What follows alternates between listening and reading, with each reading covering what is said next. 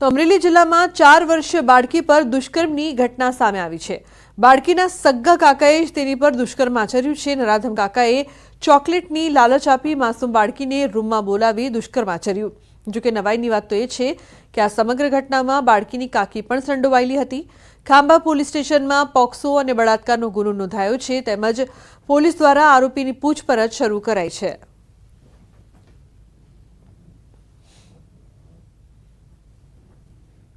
अन्य समाचार वलसाडथी वलसाडना कपराड़ामां पुत्रए करी मातानी हत्या। कपराड़ाना चावशाळामां पुत्रए सावकी माताने दातरडું मारीने मौतने घाट उतार्या। सामान्य बोलाचालीमां कपातर पुत्रए सावकी मातानी हत्या करी मौत निपजाव्યું।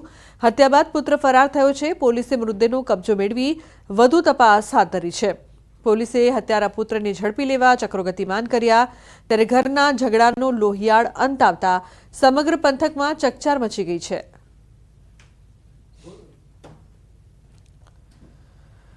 तो नवसारीना गणदेवीना देवसरना આગકાંડમાં મોતનો આંકડો 4 પર પહોંચ્યો છે। દેવસર ગામે જયપુર ગોલ્ડન ટ્રાન્સપોર્ટના ગોડાઉનમાં આગની ઘટનામાં વધુ એક શ્રમિકનું મોત નિપજતા ચકચાર મચી। આગમાં ગંભીર રીતે દાઝેલા અને વલસાડ સિવિલ હોસ્પિટલમાં સારવાર લઈ રહેલા 50 વર્ષીય હેમંત શંકરરાવ જાંબેરકરનું સારવાર દરમિયાન મોત થયું છે। અગાઉ ગોડાઉન મેનેજર, મજૂર અને બચાવવા આવેલ યુવાન મળીને 3ના મોત થયા હતા।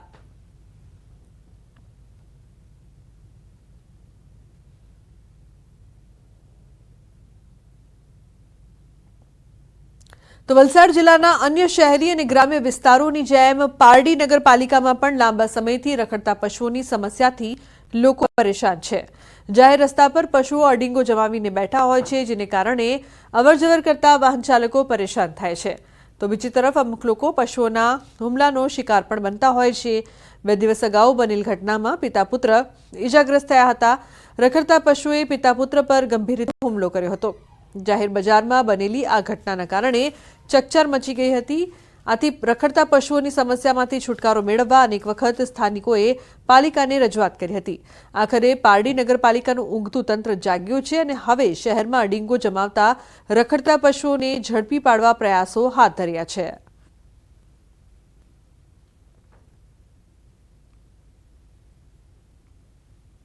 तो अमदावादना गुजरात यूनिवर्सिटी खाते भारत फूल फेस्टिवलનું आयोजन કરવામાં આવ્યું। 14 થી 17 તારીખ સુધી આ ફેસ્ટિવલ ચાલશે। ગુજરાત મીડિયા ક્લબ તેમજ ગુજરાત ટુરિઝમના સંયુક્ત ઉપક્રમે ફેસ્ટિવલનું આયોજન કરાયું છે, જેમાં મુખ્યમંત્રી ભૂપેન્દ્ર પટેલ અને ગૃહ રાજ્યમંત્રી હર્ષ સંઘવી પણ હાજર છે। આ એક્ઝિબિશનમાં મીડિયા, ફોટોગ્રાફરના ફોટો અને કલાકારોના ચિત્રોનું પ્રદર્શન યોજાયું।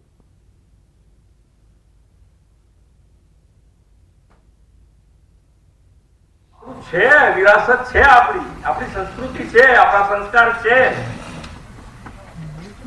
તો આપણે આપણા સંસ્કાર, આપણી સંસ્કૃતિ, આપણી વિરાસત એ બધાયને સાથે રાખી અને ગુલામીની માનસિકતામાંથી દૂર થઈ અને 21મી સદીમાં જન્મેલા યુવાનો જેને આપણે જેન ઝી કહીએ છીએ, એ પેઢી ગુલામીના દબાવ અને પ્રભાવથી મુક્ત હોય એ આપણે સુનિશ્ચિત કરી અને આપણે સૌ સાથે મળીને આગળ વધીએ। એના ઇતિહાસને, એની સંસ્કૃતિને રક્ષણ કરનાર અને ભવિષ્યનું ગુજરાતને બનાવનાર સૌ યુવા સાથી, એવા સૌ વિચાર શૈલીવાળા લોકોનો આ એક સંગમ છે અને આ એક પ્રયાસ, એ એક ઉત્તમ પ્રયાસ છે અને આવા જ પ્રયાસો થકી આપણે આપણી સંસ્કૃતિની જાળવણી બી કરી શકીએ છીએ અને આપણું ભવિષ્યનું ચિંતન બી સાથે મળીને કરી શકીએ છીએ।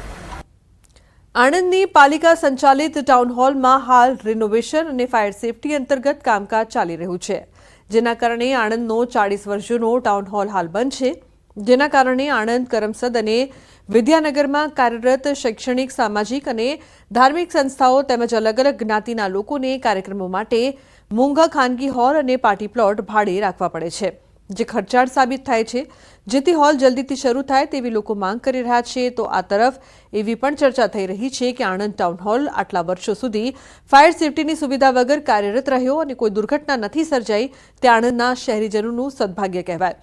પરંતુ છેવટે ફાયર સેફટીની સુવિધા માટે આ હોલ થોડા દિવસો માટે બંધ કરાયો છે। 40-50 વર્ષ જૂનો આણંદનો ટાઉન હોલ કુદરતની કૃપાથી અત્યાર સુધી કોઈ પણ એવો બનાવ બન્યો નથી. જો બનાવ બન્યો હોત તો તેની જવાબદારી કોણ લે? અત્યારે આ જે ધાર્મિક ને સામાજિક શૈક્ષણિક જે સંસ્થાઓ છે તે લોકોને નગરપાલિકાનો સસ્તા ભાવનો જે ટાઉન હોલ છોડી અને અન્ય ખાનગી પાર્ટી પ્લોટોની અંદર પોતાના કાર્યક્રમો રાખવા પડે છે. માટે આણંદ નગરપાલિકા પ્રમુખ તથા ચીફ ઓફિસરને અમારી નમ્ર વિનંતી છે કે અદ્યતન ફાયર સુવિધા સાથે જલ્દીથી જલ્દી વહેલી તકે આ ટાઉન હોલને શરૂ કરવામાં આવે. ઇનોવેશનના બહાને અને ફાયર સેફટીની સુવિધાના અભાવે અત્યારે આ હોલને ઘણા સમયથી બંધ કરેલો છે અને કામ ચાલુ છે તેવું બેનર મારેલું છે, પણ કોઈ જગ્યાએ દેખાતું નથી કે કામ ચાલી રહ્યું છે.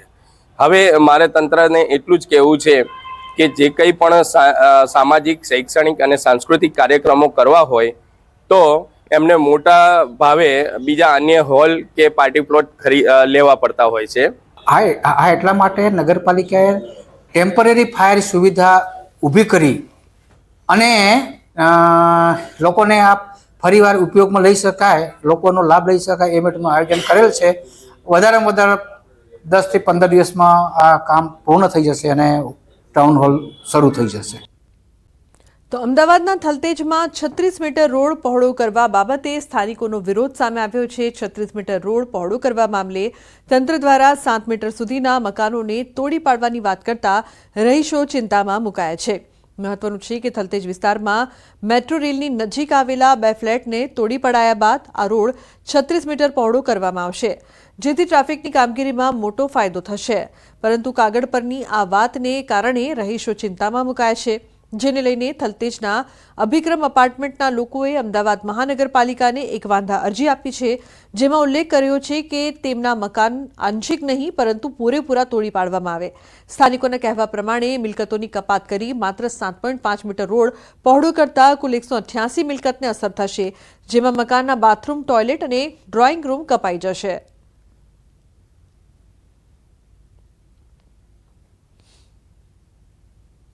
મારું જે બાથરૂમ સંડાસ છે બરાબર છે, પેસેજ છે, આ ગેલેરી જે બહાર દેખાય છે અને 2 બેડરૂમ છે. આ ગેલેરીની પાછળ બેડરૂમ છે અને પાછળ પણ એક બેડરૂમ છે. એ બંને બેડરૂમ અડધા કપાય છે, ગેલેરી આખી કપાઈ જાય છે, સંડાસ બાથરૂમ પૂરા કપાઈ જાય છે, હોલનો અડધો ભાગ કપાઈ જાય છે. ટૂંકમાં 30% મકાન છે અને રહેવા લાયક રહેશે, એમાં ફક્ત હોલ અને કિચન જ મળશે. અમને એટલી જ વિનંતી છે કે તમે જ્યારે 36 મીટરનો રોડ પૂરો તમે પ્લાનમાં પાસ કર્યો છે તો એ જ મુજબ તમે અત્યારે આગળ વધો અને આ બધા અત્યારે રેડી છે. વિકાસના કામમાં કોઈ આડે આવવા તૈયાર નથી કે ભાઈ અમે આનો વિરોધ કરીએ. અમારો વિરોધ એટલો છે કે આંશિક કપાતમાં અમે લોકો તૈયાર નથી. તમે પૂરેપૂરો ફ્લેટ તમે કપાતમાં લઈ લો અને એનું યોગ્ય વળતર અમને લોકોને આપો. ગયા વર્ષે જુલાઈમાં પણ અમને નોટિસ આપી હતી કે તમે તમારે જે રીતે તમારો વિચાર હોય